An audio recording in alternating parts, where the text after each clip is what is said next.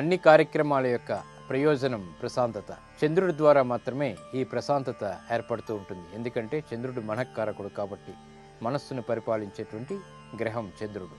మరి ముత్యాలు ధరించడం ద్వారా కార్యక్రమాల్లో ఏర్పడేటువంటి చిరాకుల్ని మనం తొలగించుకోవచ్చు.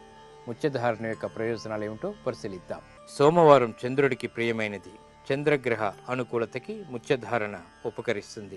స్వాతి చినుకులు ముత్యపు చిప్పలో పడితే అవి ముత్యాలవుతాయి. ముత్యపు చిప్పలో నీటి బిందువులు పడగానే సీకర్ అనేటువంటి ద్రవ పదార్థం వెలువడి చుట్టూ రక్షణ కవచంగా రూపుదిద్దుకుంటుంది. ఆ కవచాన్నే ముత్యమని, ఆణిముత్యమని వ్యవహరిస్తాం. ముత్యాల్లో 5 రకాలున్నాయి. అవి లహ, అమాల, వాన, ప్రాణ, ఆకృత.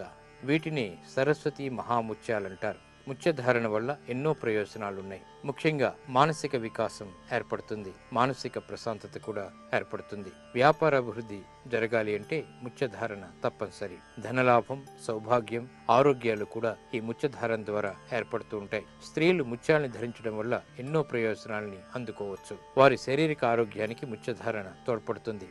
ముత్యాల భస్మాన్ని పాలతో కలిపి ముఖానికి రాసుకుంటే ముఖం కాంతివంతమవుతుంది. పురుషులు ముత్యాలను ధరించడం వల్ల తేజస్సు, ఆయుష్ కూడా పెరుగుతాయి.